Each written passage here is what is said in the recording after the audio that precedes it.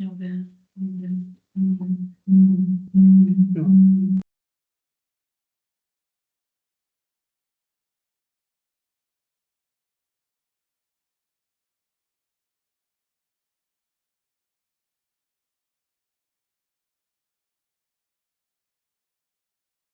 Attends.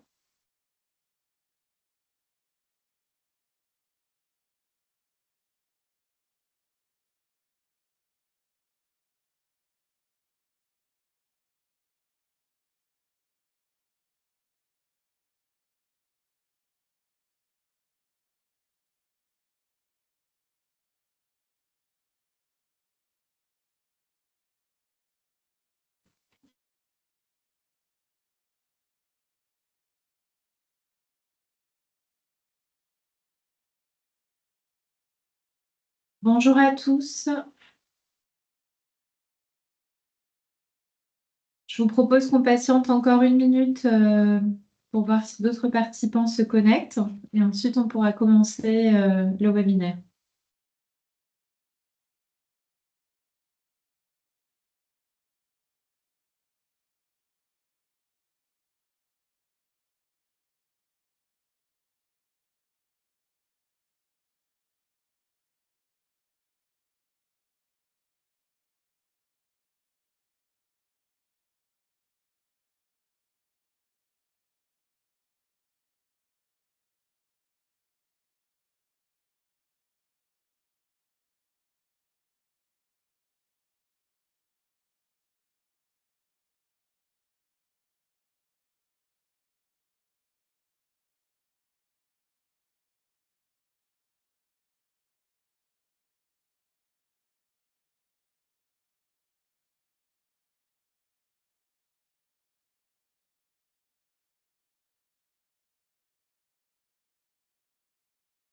Eh bien, écoutez, je vous propose qu'on démarre. Donc, merci à tous pour votre présence et bienvenue sur ce webinaire qu'on a intitulé Ombrière photovoltaïque, mettez-vous en conformité. Donc, aujourd'hui, on va tenter de balayer les sujets liés au cadre réglementaire pour les entreprises par rapport à l'installation d'ombrières. L'objectif, c'est également de vous aider à y voir plus clair avec un cas concret sur comment on calcule ses besoins et comment on dimensionne son projet. Et sachez que ce webinaire, c'est le premier d'une série qui sera suivie par une autre session qui sera dédiée au développement opérationnel et au financement des projets d'ombrières photovoltaïques. Donc, on va commencer peut-être par se présenter. On est 3 aujourd'hui à animer ce webinaire. Donc, moi, je suis Mathilde Cerdan, directrice marketing chez CVE. Ensuite, on a donc Céline. Donc moi, je suis Céline Mallier, je suis la responsable de l'activité toiture et ombrière chez CVE pour la France. Et Benoît Bertrand, responsable développement de nouveaux projets photovoltaïques sur les toitures, les ombrières et les petites installations au sol entre les surfaces entre 3000 et 10 000 mètres carrés. Donc, pour vous parler un petit peu du déroulé de ce webinaire, on a prévu aujourd'hui une vingtaine de minutes de présentation qui seront ensuite suivies par 15 à 20 minutes de questions-réponses à la fin. Si vous souhaitez poser des questions pendant la réunion, et on y répondra à la fin, il y a 2 moyens de le faire. Le premier, c'est via le chat qui se trouve donc sur le côté de votre fenêtre Teams. Et pour l'afficher, vous pouvez sélectionner en haut dans la barre d'outils, vous avez conversation et Q&R, donc questions-réponses. Par ailleurs, si vous souhaitez également intervenir à l'oral, vous pouvez utiliser l'icône lever la main et à ce moment-là, on pourra vous débloquer l'audio et la vidéo pour échanger en direct sur la plateforme. Donc, on va pouvoir commencer. Avant de rentrer dans le vif du sujet, l'objectif, c'était de vous faire une brève présentation de CVE pour que vous sachiez un petit peu qui on est. Donc, CVE, on est un producteur indépendant français d'énergie renouvelable. Notre raison d'être, c'est mettre l'humain et la planète au cœur de l'énergie de demain. Et aujourd'hui, au travers de nos 3 activités qui sont le solaire, le biogaz et l'hydrogène, on adresse les besoins et les enjeux des entreprises, des collectivités et du monde agricole. Et on est un acteur qui a intégré en interne l'intégrité de sa chaîne de valeur, donc du développement jusqu'à l'exploitation et l'achat et vente d'énergie. Pour vous donner quelques chiffres clés, donc on est 460 collaborateurs. Notre parc en construction en exploitation est de 770 mégawatts et on a un portefeuille global de 4,8 gigawatts. On est présent au cœur des territoires, donc sur tout le territoire national, mais également à l'international, avec des filiales aux US, au Chili, en Espagne et en Afrique du Sud. Et enfin, ah oui, je vois qu'il y a une question qui arrive en direct. Bien sûr, donc suite à cette session webinaire, vous recevrez tous le replay de la séance avec le document, en effet. Donc, pour reprendre sur la brève présentation de CVE qui va toucher à sa fin, ça fait donc plus de 15 ans qu'on accompagne notamment les entreprises. Et donc, au travers de cette présentation, l'objectif, c'est d'adresser plusieurs de vos enjeux. Parmi eux, la compétitivité, et j'y associerai la résilience, la valorisation foncière, la transition énergétique, les engagements et la politique RSE, et enfin la mise en conformité. Donc, je vais maintenant laisser Benoît prendre la suite de cette présentation pour rentrer au cœur de notre sujet. Ok. Alors du coup, moi je vais vous introduire le sujet déjà avec une petite définition de ce qu'est une ombrière photovoltaïque. Donc, c'est une structure artificielle équipée de panneaux photovoltaïques et qui a pour double fonction de procurer de l'ombre et de produire de l'énergie électrique. Donc vous verrez un petit peu plus tard, il y a tout un tas d'autres avantages qu'on vous présentera. Alors pour démarrer, on va se concentrer sur le petit schéma en bas à gauche, où je vais vous décrire tous les éléments d'une ombrière. Donc là, sur cet exemple-là, on est sur une ombrière véhicule léger, un VL pour véhicule léger, monopoteau. Donc la base, ce sont les fondations, ici. Ensuite, vous avez votre poteau principal d'ombrière qui est là, sur lequel vont venir les arbalétriers qui vont servir à soutenir la ferme qui est ici. C'est une grande poutre métallique. Alors, les structures des ombrières peuvent être soit métalliques, soit en bois. Voilà, les deux sont possibles. Donc, au-dessus de ces fermes, on va venir poser ce qu'on appelle les pannes perpendiculairement, donc comme une structure, comme la charpente de la toiture de votre maison, tout simplement. Et donc, au-dessus de ces pannes, de nouveau perpendiculairement, on arrivera avec le système d'intégration, donc qui sont des systèmes très souvent, il y a plusieurs systèmes d'intégration, mais très souvent on a des systèmes de glissière avec des butées. Et en fait, on va venir au niveau du point haut de l'ombrière et on va venir encastrer les panneaux dans ces glissières et les faire glisser tout le long de l'ombrière. Et on complétera notre ombrière de cette façon-là.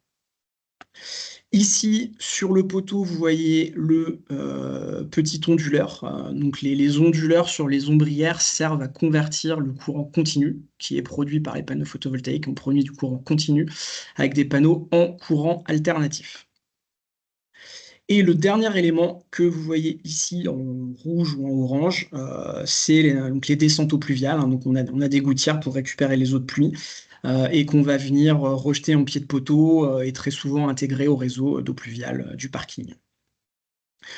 Donc là, on est sur une ombrière véhicule léger avec une hauteur standard en point bas d'ombrière ici de 3,50 m. Voilà, c'est les hauteurs standards sur les ombrières de véhicules légers. Et en largeur, on est sur des dimensions entre 12 et 14 mètres. Sur la vue de coupe, le schéma de droite, j'ai voulu vous montrer pour cette fois une ombrière double poteau. Donc là, on peut atteindre des largeurs entre 18 et 26 mètres. Donc on est sur des ombrières beaucoup plus larges et on peut imaginer, par exemple ici, des voies de stationnement, la voie de circulation au milieu qui est couverte et ici, des voies de stationnement. Et donc sur cet exemple, on est sur une ombrière bipoteau et là, vous voyez poids lourd PL puisqu'on est en hauteur en point bas de table à 4,50 m qui est la hauteur standard sur des ombrières poids lourds. Alors pour poursuivre, on vous a mis quelques photos d'installation d'ombrière pour que vous puissiez bien vous rendre compte. Ce qui est intéressant sur la photo en haut à gauche ici, On n'est plus en vue de coupe, donc là, vous pouvez voir les espacements entre les poteaux. Généralement, on est entre 3 et 4 places hein, entre chaque poteau, et on voit bien que les poteaux sont vraiment au croisement au milieu des places, donc on n'est pas censé perdre de place de parking quand on installe les ombrières. Ici, un élément dont on n'a pas parlé, c'est ce qu'on appelle des barres de liaisonnement, qui sont parfois installées pour solidariser plusieurs ombrières les unes avec les autres. Et l'intérêt de ça, ça va être d'alléger les contraintes en fait sur la structure, et donc du coup de pouvoir dimensionner, gagner un petit peu en capex sur le dimensionnement des structures et aussi au niveau des fondations. Et donc là, sur cette photo en bas à droite, on revoit bien tous les éléments dont je vous ai parlé avant, le poteau, arbalétriers ici, la ferme ici. Ensuite, vous voyez les pannes qui partent comme ça, ici et là, la structure d'intégration, système d'intégration ici, et les panneaux par-dessus. Voilà. Sur cette photo, vous avez donc des exemples d'ombrières poids lourds. Donc ce qu'on vient de dire, hein, c'est juste la hauteur sous ombrière qui va varier, hein, qui va être plus importante pour pouvoir laisser passer les poids lourds. Et le dernier visuel, les ombrières de stockage. Alors là, en photo, on a que du stockage de véhicules, mais on peut stocker sous des ombrières, des marchandises, un peu ce que vous voulez à partir du moment où ça passe d'un point de vue assurantiel. Et donc là, sur les ombrières de stockage, la seule différence, c'est qu'on va être sur des ombrières qui vont être un petit peu plus à façon, avec des orientations de table qui vont varier, des distances interpoteaux qui peuvent varier pour laisser circuler, par exemple, des engins de manutention. Donc voilà, des choses un petit peu plus à façon. Ok, Benoît, merci. Donc là, on comprend bien qu'il existe différents types d'ombrières qui sont adaptés à différents usages pour répondre aux besoins des entreprises. Du coup, là, si on va un peu plus loin, Céline, est-ce que tu peux nous expliquer plus en détail quels sont les avantages concrets de ce type d'installation? Ouais, tout à fait. Donc, nous, on a vu plusieurs enjeux qui vont dans le sens d'une installation d'ombrière sur un parking. Donc, tout d'abord, bien entendu, pour une entreprise, il y a des enjeux d'ordre économique. Donc, là-dessus, il y a deux business models, en fait. Le premier qui va être, donc, vous avez besoin de l'électricité, vous avez besoin de consommer un petit peu plus et d'amoindrir votre facture d'électricité. Dans ce cas-là, vous pouvez consommer l'énergie qui est produite sur votre site via les panneaux solaires sur l'ombrière. Et dans ce cas-là, vous allez contractualiser un contrat d'autoconsommation avec le développeur qui va vous permettre de sécuriser une partie de votre facture.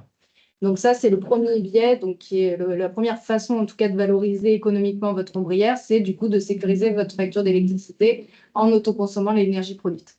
La deuxième façon, qui là est un petit peu différente, c'est vous estimez qu'il n'y a pas d'intérêt pour vous à consommer l'électricité produite, parce que au demeurant, vous avez un contrat qui vous satisfait avec votre fournisseur d'énergie. Et dans ce cas-là, vous voulez juste nous louer votre foncier. Donc, c'est-à-dire que vous allez mettre à disposition votre parking d'un développeur qui va vous rémunérer via le biais d'un loyer. Et dans ce cas-là, ça vous permet de valoriser ce foncier qui était inutilisé et du coup d'avoir un loyer qui rentre chaque année. Donc ça, c'est vraiment des enjeux d'ordre économique. Il y a également, bien sûr, des enjeux environnementaux hein, au fait d'avoir des ombrières sur votre parking. C'est que vous allez participer à une production d'énergie renouvelable en plus qui est locale dans votre cas et qui du coup va permettre de participer à cette transition énergétique dont on entend tous parler et de participer également à vos objectifs RSE si vous en êtes fixés. Et ensuite, le troisième enjeu, enfin, la troisième rubrique d'enjeux qu'on a identifiée, c'est des enjeux qui sont plus sociétaux, là, pour le coup, où les ombrières, elles vont permettre de protéger, en fait, vos véhicules ou de protéger les produits que vous allez stocker sous les ombrières parking. Protéger de quoi? Protéger de la grêle, de la pluie, de la neige. Protéger également du soleil en été, pour donc protéger vos véhicules de la chaleur. Et ça va vous aider forcément à améliorer le confort de vos utilisateurs. Et le dernier enjeu sociétal, qui est bien entendu fondamental, c'est que ça va vous permettre notamment d'être en conformité avec le cadre réglementaire. Donc le cadre réglementaire, c'est 3 lois aujourd'hui: la loi climat et résilience, la loi APER et le décret tertiaire qu'on va vous présenter donc juste après. Merci Céline. Donc du coup, on va rentrer dans le cœur du sujet réglementaire de ce webinaire. Benoît va nous faire un point sur les différentes réglementations qui existent aujourd'hui sur les ombrières et qui concernent les entreprises. Donc je te laisse prendre la main. Ok, donc en ce qui concerne la réglementation, on va dire qu'il y a trois principales lois qui vont concerner les ombrières, dont deux qui concernent directement et une un peu plus directement le décret tertiaire. Donc pour démarrer, la première réglementation qui a été mise en place, c'est la loi climat et résilience, donc qui initialement était réservée uniquement aux parkings neufs ou rénovés. Donc cette loi, qu'est-ce qu'elle dit? Donc, elle oblige à intégrer sur au moins la moitié de la surface du parc de stationnement des dispositions d'ombrage, donc ombrières photovoltaïques ou des arbres à canopée large à hauteur d'un arbre toutes les 3 places. Donc en gros, vous comptez le nombre de places que vous avez sur votre parking, vous le divisez par 3 et ça vous donne le nombre d'arbres qu'il faut installer sur votre parking. Et donc les parkings concernés, c'est les parkings extérieurs neufs de plus de 500 mètres carrés. Ensuite est venue la loi APER, parce que voilà, il y a un potentiel foncier important de zones déjà artificialisées, de parkings déjà existants. Et donc c'est vrai que la façon la plus intelligente d'optimiser ces zones déjà artificialisées, c'est de mettre des énergies renouvelables dessus. Donc cette loi APER, c'est exactement les mêmes obligations que la loi climat et résilience, ombrières photovoltaïques sur la moitié de la surface du parking ou des arbres à canopée large. Et là, en termes de surface, on est sur les parkings extérieurs de plus de 1500 mètres carrés. Et la dernière réglementation, le décret tertiaire, dont je pense beaucoup d'entre vous ont déjà entendu parler, avec cette obligation de réduire la consommation énergétique des bâtiments à usage tertiaire, voilà, à partir des consommations d'une année référence que vous avez normalement déjà déclarée. Et donc là, ce qui est intéressant, c'est que si vous faites de l'autoconsommation, vous installez des ombrières, que vous autoconsommez l'énergie produite, bah, cette énergie, elle ne sera pas tirée sur le réseau, donc vous allez forcément automatiquement réduire votre consommation et ça va vous aider à atteindre vos objectifs de décret tertiaire. Et donc là, le décret tertiaire, les bâtiments concernés, c'est les bâtiments tertiaires de plus de 1000 mètres carrés publics et privés. Merci beaucoup. Est-ce que du coup, tu peux nous donner des précisions sur les délais qui s'appliquent dans le cadre de ces obligations réglementaires et nous expliquer également ce qu'il se passe en cas de non-respect de ces lois? Oui, tout à fait. Donc, si on revient sur nos trois lois, la loi climat et résilience donc, est déjà en application actuellement. Et donc, c'était pour toutes les demandes d'autorisation d'urbanisme déposées à compter du 1er janvier 2024. Donc voilà, dès maintenant, si vous avez un parking neuf, vous devez vous conformer à cette loi. Si vous ne le faites pas, la principale sanction, ça sera un refus de permis de construire et de documents administratifs vous permettant de mener à bien votre projet. En ce qui concerne la loi APER, on a deux deadlines. La première au 1er juillet 2026 pour les parkings de plus de 10 000 mètres carrés et le 1er juillet 2028 pour les parkings entre 1500 et 10 000 mètres carrés. Et donc là, les sanctions encourues, c'est des amendes entre 20 000 et 40 000 euros par an jusqu'à la mise en conformité. Et en ce qui concerne le décret tertiaire, donc par rapport à l'année de référence dont je vous parlais, votre consommation de référence, on a des objectifs de réduction de 40% en 2030, 50% en 2040 et 60% en 2050. Et pour vous donner voilà, un ordre de grandeur sur une installation photovoltaïque, on atteint généralement des taux d'autoproduction entre 15 et 35-40% maximum. Donc vous voyez que vous pouvez très vite arriver à votre premier palier de 40%. Et donc là, si ce n'est pas respecté, les sanctions encourues, c'est une amende de 1 500 euros pour une personne physique et de 7 500 euros pour une personne morale. Merci beaucoup.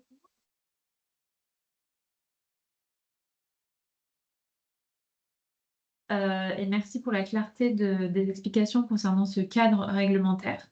Aujourd'hui, si on se met à la place des entreprises qui nous écoutent aujourd'hui, elles doivent se demander comment on fait, par où on commence, comment je dimensionne mon projet. Donc, est-ce que vous pouvez, s'il vous plaît, nous donner plus de détails sur la marche à suivre et les éléments à avoir en tête pour les entreprises qui sont là aujourd'hui? Oui, bien sûr. Donc là aujourd'hui, donc dans le cadre de la loi APER, donc ce qui est important, c'est de savoir comment on calcule la superficie qui est éligible à la loi APER. Donc la superficie, elle se calcule de la façon suivante. Donc on prend donc toutes les surfaces de places de stationnement. On prend également toutes les surfaces des voies de circulation. À ça, on vient enlever, donc on vient retrancher donc tout ce qui va être espace vert, espace de repos, tout ce qui va être les zones logistiques, les zones de stockage, voilà, tous ces espaces-là vont être enlevés de cette superficie-là. Ce qui nous donne donc du coup la surface du parking qui est éligible à la loi APER. Et la loi APER, elle dit quoi? Elle dit que sur 50% de cette surface restante, on doit mettre donc soit des ombrières photovoltaïques sur le parking, soit les équiper avec des ombrages, donc des arbres. Il y a des dérogations à ça. Il y en a, alors, on en a listé 4, nous, qu'on a analysé. C'est bien entendu si pour des raisons techniques ou des raisons de sécurité, les ombrières ne peuvent pas être implantés. S'il y a également des contraintes architecturales, des contraintes au niveau du patrimoine. Donc ça, l'impossibilité pour ces raisons-là est un cas de dérogation. On a également donc le deuxième cas de dérogation, c'est si votre parking il est déjà abrité et ombragé avec des arbres sur au moins 50% de sa surface. Le troisième cas, c'est si votre parking, vous savez qu'il va être profondément remanié, transformé, etc. On ne va pas vous obliger à mettre des ombrières si derrière, vous allez faire des modifications de votre parking. Et de la même manière, s'il va être supprimé, bien entendu, vous allez être exempté de ça. Et le dernier cas d'exemption, c'est si effectivement, vous n'avez pas de conditions économiques qui vous permettent d'avoir un projet qui est rentable et intéressant à ce niveau-là. Voilà.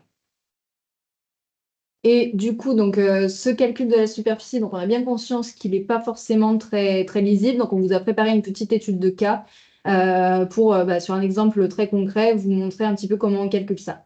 Donc ça, c'est un parking qu'on a pris. Donc, on a tout d'abord, la première étape, c'est de déterminer la surface du coup de place de parking et la surface de voie de circulation. Donc ça, dans notre exemple, quand on prend toutes les places de stationnement et les voies de circulation, on tombe sur 4420 mètres carrés. Et du coup, comme on le disait, donc là, il faut retrancher, donc enlever tout ce qui va être espace vert, zone de stockage, zone de chargement. Et donc, du coup, là, dans le parking là, qu'on vous projette à l'écran, là, il n'y avait pas d'espace de stockage ou de logistique, il n'y avait que des espaces verts qui représentent 180 mètres carrés. Donc, on fait le vert moins le jaune, donc ça nous donne la superficie qu'il faut retenir dans le calcul de la loi APER. Donc là, dans notre exemple, ça nous donne une superficie de 4240 mètres carrés. Et du coup, la loi APER, elle dit que sur cette superficie-là, on prend 50% qui doit être équipé, du coup. Donc là, dans notre exemple, on a donc 2120 mètres carrés minimum à équiper avec des ombrières photovoltaïques. Donc du coup, si on pousse le raisonnement jusqu'au bout sur cet exemple-là, dans ce cas-là précis, nous, la solution qu'on avait préconisée pour le client, c'était de partir sur des ombrières de parking qui sont celles que vous voyez à l'écran et qui représentent une surface de 2245 mètres carrés. Donc, du coup, là, dans cet exemple, on est bien conforme à la loi APER puisqu'on a, je crois, partagé, mais on a 53% de la surface qui a été équipée en ombrière sur les 4240 mètres carrés qui avaient été identifiés dans le calcul précédent. Voilà, ça vous permet d'illustrer un petit peu, en tout cas, la façon dont on a pu calculer cette surface. Et pour compléter ce que dit Céline, si vous aviez voulu planter des arbres, en fait, le mécanisme, c'est pas un mécanisme de surface, c'est en fait vous comptez le nombre de places de parking, comme je le disais tout à l'heure, et ça vous donnera le nombre d'arbres à mettre sur votre parking. Dans la réglementation, il n'est pas vraiment décrit qu'il faut mettre les arbres au-dessus des places de parking, toutes les 3 places. C'est ce qui paraît logique pour faire de l'ombrage, mais vous êtes assez libre en fait sur l'emplacement de vos arbres sur le parking. Merci beaucoup pour cet éclairage. Avec plaisir. Je crois qu'on a des questions Oui. dans le chat, donc on va Tout les à prendre fait. dans l'ordre. Exactement, donc on va prendre les questions. Donc pour ceux qui seraient arrivés en cours de route, je reprécise la marche à suivre pour les questions. Donc vous pouvez poser des questions dans la conversation. Pour y accéder sur la barre d'outils en haut de votre fenêtre Teams, vous pouvez cliquer sur conversation ou bien questions et réponses, Q&R, qui est juste à côté. Si vous souhaitez intervenir à l'oral avec votre micro et votre vidéo, vous pouvez utiliser l'outil lever la main. Et à ce moment-là, on vous autorisera le micro et la vidéo pour pouvoir échanger en direct. Donc, je vais commencer par les premières questions qui sont arrivées. Il y a notamment une question purement logistique par rapport à notre intervention aujourd'hui qui est: est-ce que vous disposerez du support à l'issue du webinaire? Tout à fait. Donc, à l'issue du webinaire, on va vous envoyer notamment le replay et le support qui est présenté aujourd'hui. Donc, ça, ce sera bien le cas. Je passe donc aux prochaines questions. Le temps de retour de tels ouvrages si on revend la totalité, donc j'imagine de l'électricité produite, sur le réseau. Ouais. Je prends le point. Ok, donc le temps de retour aujourd'hui, il va dépendre d'énormément de choses, de votre productible, de l'ensoleillement qui est disponible sur votre site. Il va dépendre également de la puissance qu'on va pouvoir installer sur le parking. Donc, vous dire là comme ça, un temps de retour, c'est vraiment du cas par cas, il faut l'étudier. Voilà. Donc, c'est une réponse qui peut être décevante, mais en tout cas, aujourd'hui, l'expérience montre que tout est possible en termes de délai. Ok, Mais merci. ça s'étudie. Merci Céline. Sur un site industriel avec une consommation électrique à la fois pour la partie industrielle et tertiaire, peut-on déduire la totalité de la consommation électricité photovoltaïque, pardon. C'est une très bonne question, un peu pointue, celle-là sur le décret tertiaire. Alors, je ne suis pas un pro du décret tertiaire. Pour la partie industrielle, peut-on déduire la totalité de la consommation électrique photovoltaïque? Bon, Céline, je ne sais pas si...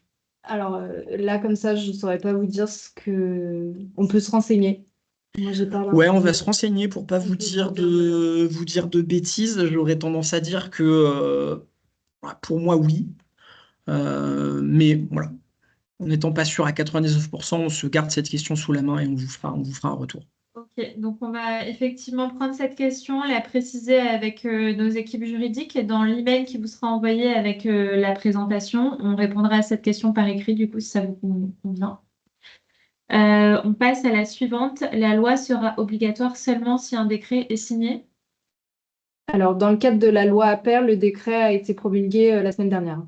La semaine dernière, alors c'était un concours de circonstances, notre webinaire était placé bien avant que le décret d'application soit fait. Mais en tout cas, il y a bien eu un décret qui a été sorti la semaine dernière, ou il y a 10 jours, enfin en tout cas assez récemment.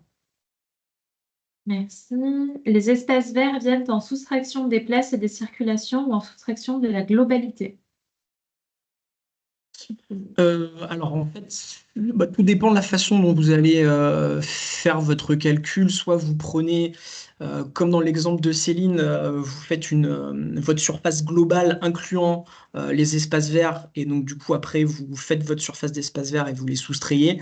Ou alors vous pouvez calculer vos surfaces en excluant tout de suite les espaces verts. Mais de toute façon, voilà, quoi qu'il arrive, ce qu'il faut faire, c'est exclure les espaces verts du calcul de surface. Ok, merci. Selon le législateur, pardon, quelle est la définition d'un parc de stationnement? Est-ce qu'un parc de stockage logistique pour des véhicules légers est concerné par la loi APER? Ok.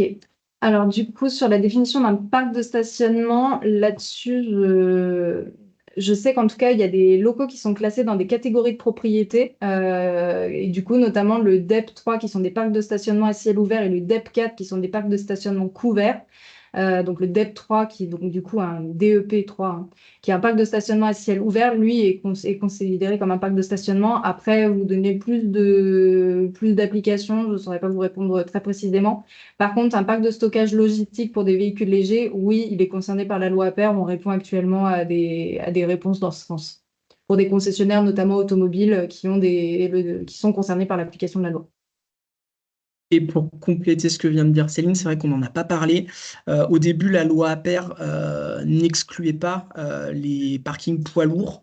Et dans le décret d'application qui est sorti récemment, les parkings poids lourds ont bien été, ne font plus partie des obligations réglementaires. Voilà. Donc, si vous avez des parkings poids lourds, vous n'êtes pas soumis à la réglementation APER. C'est uniquement les véhicules de moins de 3 tonnes 5. Quelles sont les contraintes techniques ou architecturales qui justifieraient une dérogation? Alors les contraintes techniques, il y en a plusieurs. Il y a principalement si vous avez une orientation en fait de votre terrain, une grosse pente sur votre parking par exemple. ce qui est assez rare, mais voilà, ça fait partie des dérogations possibles. Et le second point technique, c'est sur la géologie du sol, en fait. Si vous avez vraiment un sol très spécifique, très instable, dans lequel il va être compliqué de faire des fondations qui permettent d'installer des ombrières en toute sécurité, vous serez exempté. Et un autre point, c'est tout ce qui va concerner une aggravation de risques potentiels, risques inondation, risques technologiques divers et variés. Donc voilà sur la partie technique. Et puis après, c'est tout ce qui va être zone bâtiment de France, tous les sujets patrimoniaux dont on avait parlé. Et question qui est au niveau des dérogations, qu'est-ce qu'une condition économique acceptable? ROI, moins de 5 ans, 10 ans. Ah, alors ça, c'est le... préparez-vous parce que là, ça rentre dans des choses un petit peu plus complexes. Donc, sur les raisons économiques, il y a deux choses. Il y a un premier cas d'exemption pour sortir les parkings où on va avoir des problèmes de rentabilité économique liés principalement à un mauvais productible.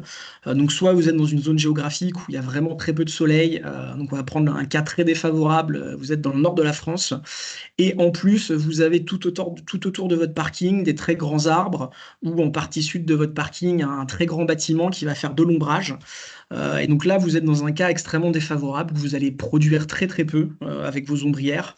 Et donc vous allez rentrer dans un cas qui sera très probablement économiquement défavorable. Et pour le calculer, en fait, ce qu'il faut faire, c'est euh, prendre les coûts de construction, donc les coûts CAPEX des ombrières, ramener à ces coûts, donc on aura une production de X mégawattheures sur 20 ans.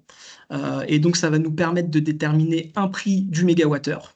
Voilà, ça vous coûtera tant de produire 1 mégawattheure ramené au coût d'investissement CAPEX. Et ça, vous allez le comparer au tarif de revente de l'électricité sur le réseau, tarif réglementé, donc soit le guichet S21 si vous êtes en dessous de 500 kW ou soit les tarifs à au creux. Tout ça avec un facteur qui est... alors j'ai un doute si ce facteur a déjà été défini, il était question de 10% ou si on attend encore un arrêté pour finaliser sa définition. Ça, on pourra vous le préciser un petit peu plus tard. Donc ça, c'est la première chose. Et ensuite, il y a un deuxième cas d'exemption qui, lui, va comparer en fait les coûts de construction à la valeur vénale de votre parking, tout simplement. Et donc là, on va faire la même chose, on va prendre les coûts CAPEX de construction. Si vous êtes donc ces coûts CAPEX, vous allez soustraire les revenus liés à la vente de l'énergie. Pareil, toujours pendant 20 ans. Donc ça, c'est si vous investissez en propre. Si vous passez par un tiers investisseur, vous allez prendre uniquement le reste à charge si vous avez un reste à charge. Et ça, vous allez le comparer, pareil, à la valeur vénale de votre parking. Euh, Pareil, toujours modulo un certain coefficient. Et ça, pour le coup, ce coefficient n'est pas encore connu. Voilà. Je me permets de rebondir sur la première question parce qu'on a une personne de l'équipe qui est également dans le webinaire et qui a eu le temps de faire la recherche en attendant. Donc, merci Bruno. Donc, c'était la question qui concernait du coup, est-ce que du coup, sur un site industriel où on a consommation électrique pour la partie industrielle et tertiaire, est-ce qu'on peut la déduire en totalité de la consommation électrique? Donc, c'est seulement la partie qui est concernée en usage tertiaire. Le décret tertiaire, il s'applique qu'aux parties de bâtiment qui a usage tertiaire. Donc, merci Bruno pour la recherche en temps réel. Ça permet de clarifier, c'était la question de Loïc Dupré. Super. Voilà. Prochaine question, est-ce qu'il existe un modèle qui combine la création des ombrières et la gestion des places de parking pour les véhicules électriques? Oui, tout à fait. Donc, c'est le couplage en gros d'ombrières photovoltaïques avec des bornes IRVE, donc des bornes de recharge électrique pour les véhicules électriques. Voilà.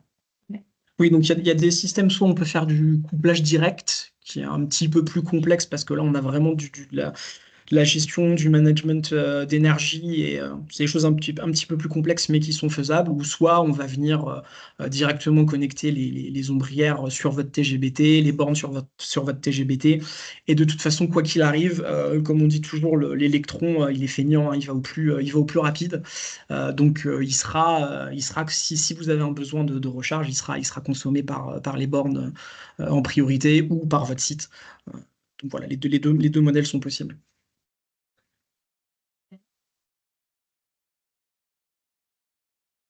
À partir du moment où la réglementation applicable en lançant un projet, peut-on estimer en pourcentage le gain attendu sur tout mètre carré de PV en supplément? Une économie d'échelle est sans doute applicable et peut-on l'estimer dans ce cas? Alors, du coup, aujourd'hui, quand vous faites un projet d'ombrière photovoltaïque, vous avez, pour en tout cas les développeurs, on a 2 types de mécanismes pour revendre l'énergie. On a ce qu'on appelle le cadre du S21 qui est jusqu'à 500 kW crête. Donc ça représente, à peu près combien de places de parking? 120? 120, 100, Oui, c'est ça. 130 places de parking, quelque chose comme ça? Oui, alors moi j'ai Ah, plus des superficies en tête, 500 kW crête jusqu'à 4000 m² de surface ouais. globale de parking à peu près. Donc c'est à peu près ça l'ordre de grandeur. Et ensuite, au-delà, on passe sur un mécanisme qui s'appelle l'appel d'offres creux. Et là, du coup, en fait, on va avoir une sorte de ventre mou où en fait, on aura beau augmenter la taille du parking, il va falloir qu'on l'augmente, la taille des ombrières, il va falloir qu'on l'augmente fortement pour arriver à avoir des puissances qui vont pouvoir absorber le fait d'avoir plus de mètres carrés de PV supplémentaires. Voilà, donc en fait, encore une fois, c'est du cas par cas, ça va se regarder dans sa globalité, parce qu'à partir de 500 kilos, on va aussi devoir avoir un poste de livraison qui coûte à peu près 150 000 euros. Donc voilà, c'est des choses où il faut qu'on attende un petit peu d'étudier votre parking pour pouvoir vous dire, oui, il y a une économie d'échelle, mais après, il y a des paliers, il y a des effets de seuil. Et ces effets de seuil sont liés au fait qu'on passe d'une installation en basse tension en haute tension. Voilà, donc au début, on va gagner. Ensuite, quand on va passer haute tension, on va avoir un ventre mou, on va perdre. Et puis après, plus on va être sur des installations grosses, plus on aura d'effets d'échelle et plus ça sera intéressant. Euh, Proposez-vous un financement de l'installation en formule tiers investisseur? Oui, donc tout à fait, c'est CVE, on se positionne en tiers investisseur et on se positionne pas, si vous aviez l'ambition de le faire en fonds propres, donc d'investir vous-même, aujourd'hui, c'est pas le positionnement de CVE. Voilà. Tout à fait. Donc, le tiers investissement, c'est vraiment notre modèle. Euh, Tiers investisseur, juste pour ceux qui peut-être ne connaissent pas l'expression, c'est on investit pour le compte de tiers, donc c'est CVE qui, du coup, est producteur d'énergie, va investir dans les installations photovoltaïques et pour compte de tiers, donc pour votre compte en tant que société. voilà, c'est nous qui finançons le projet. Euh, Dans votre exemple, aurions-nous pu imaginer mettre une centrale au sol sur les espaces enherbés à l'ouest pour répondre à la loi en admettant que cette surface fasse 2300 m²? Ok, donc oui, je pense que vous voulez parler de cet espace ici. Euh, alors non, parce qu'en fait, c'est pas considéré comme en fait la surface du parking considérée par la loi APR. En fait, vous prenez l'unité foncière de votre parking. Donc en effet, ici l'unité foncière, on l'a pas délimitée, mais il y a de très fortes chances qu'elle soit ici. Donc la zone d'espace vert est dans cette unité foncière, mais en fait, cette zone d'espace vert n'est pas concernée par la loi APR et l'objectif. On en parlait de cette loi, c'est vraiment d'équiper les zones qui sont déjà artificialisées, en fait.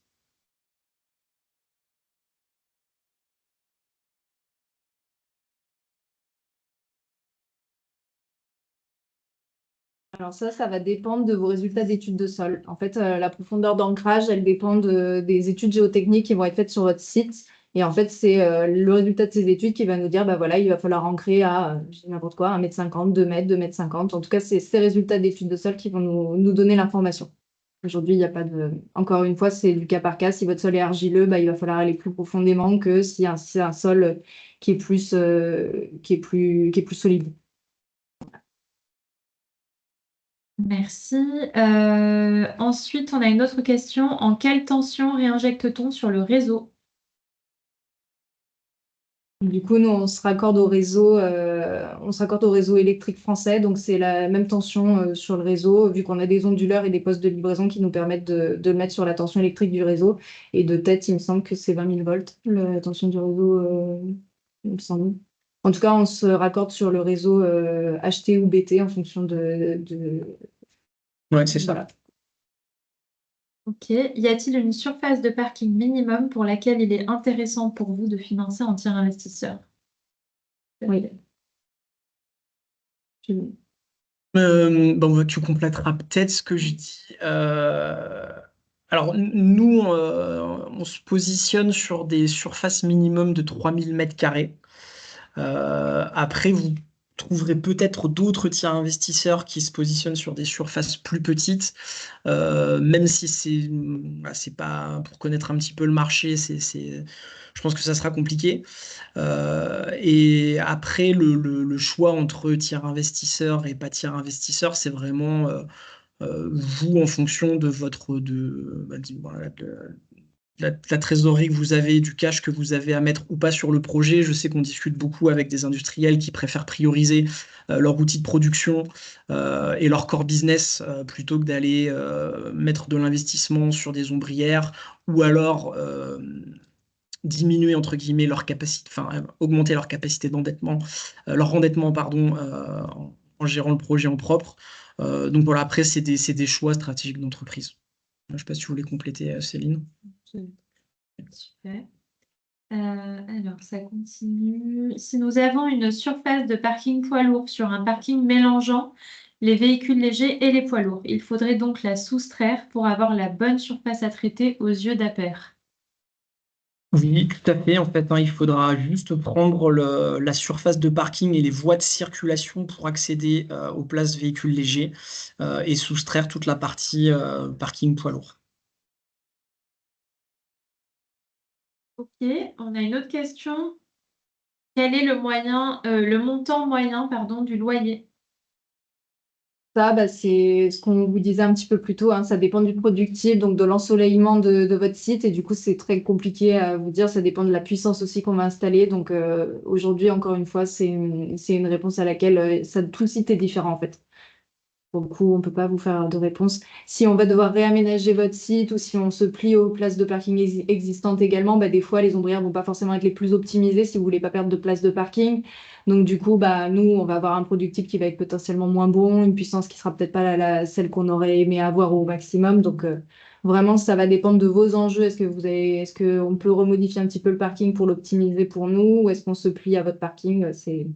Ça dépend un petit peu. Et puis, encore une fois, de son ensoleillement. Et pour être totalement transparent, en fonction des zones géographiques, on va être clair, dans le sud de la France, on pourra plus facilement vous donner des loyers ou des soultes et des loyers intéressants. Plus on va monter dans le nord de la France, plus on sera sur des projets qui, aujourd'hui, si on réinjecte sur le réseau, on va vous demander une petite participation. Voilà. Après, si vous faites de l'autoconsommation, c'est un autre mécanisme, c'est encore autre chose, mais bon, voilà, comme disait Céline, ça s'étudie vraiment au cas par cas. Ok.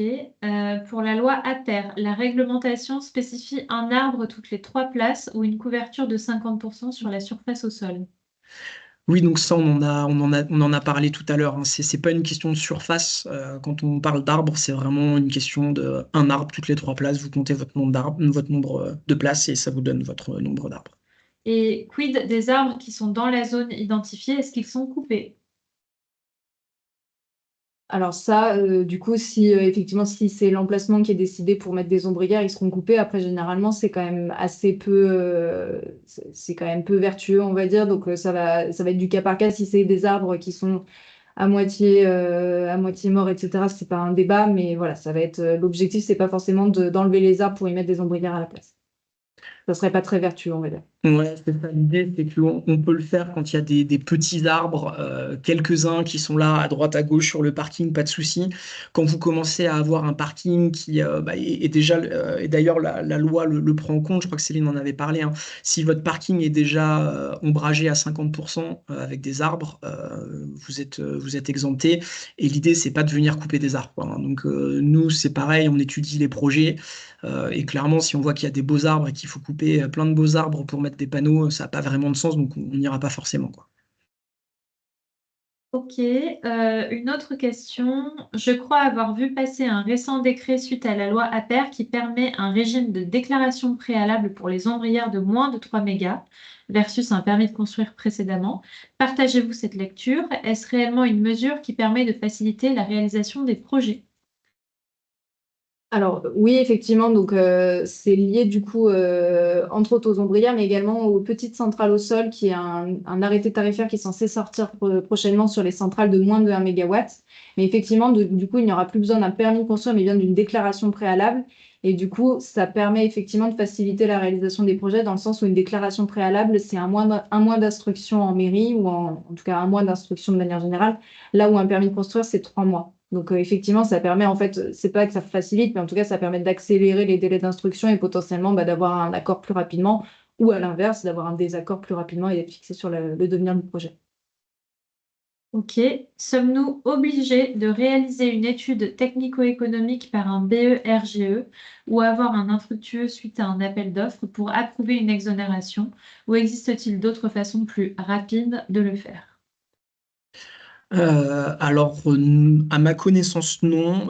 Tout ce que j'ai vu dans le décret, les textes de loi, c'est qu'en effet, il faut impérativement une étude technico-économique réalisée par un bureau d'études labellisé.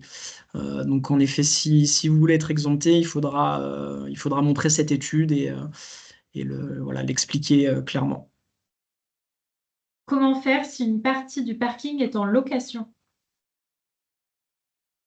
Aujourd'hui, donc, si je saisis bien le sens de la phrase, donc c'est-à-dire que vous êtes propriétaire d'un parking et que du coup, il est en location par une autre entreprise.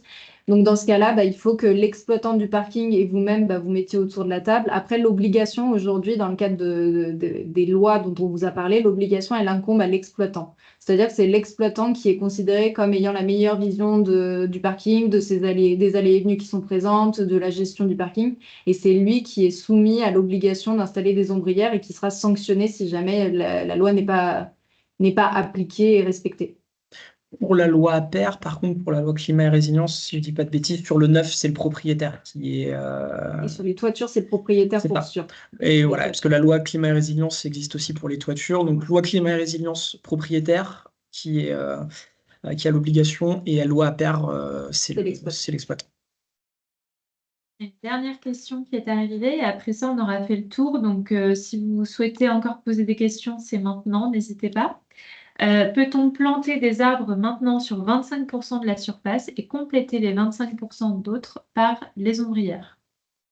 C'est une bonne question. Pour moi, Après, les 25% en fait d'arbres, c'est considéré des arbres à large canopée dans les textes de loi. Donc après, c'est qu'est-ce qui est considéré comme des arbres à large canopée? C'est là-dessus où vous pourriez juste être le législateur, en fait, qu'est-ce qu'il va considérer comme étant un arbre à large canopée? C'est ça la seule difficulté. Mais j'ai envie de dire, vous pourrez prouver que vous avez mis 25% avec des arbres, 25% avec des ombrières. J'ai envie de dire, vous aurez fait l'effort de le faire. Je pense oui. que vous sauriez.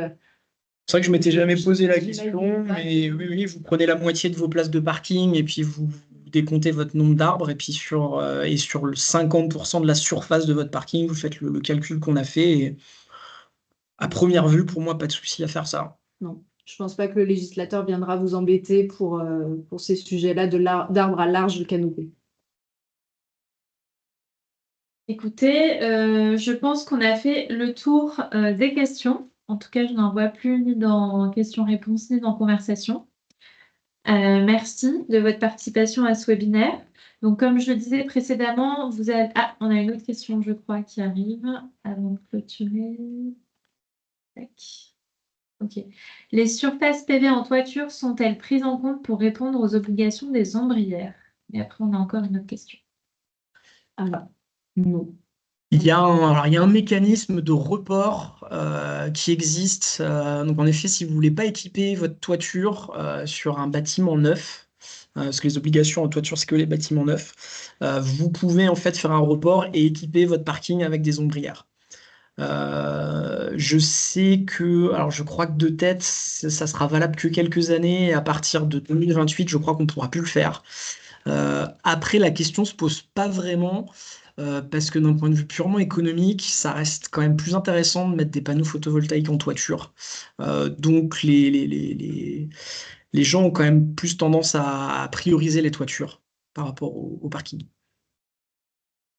Super. On prend la dernière question qui est arrivée et puis après, on va pouvoir clôturer. Pourquoi, dans votre exemple, les espaces verts ne sont pas comptés?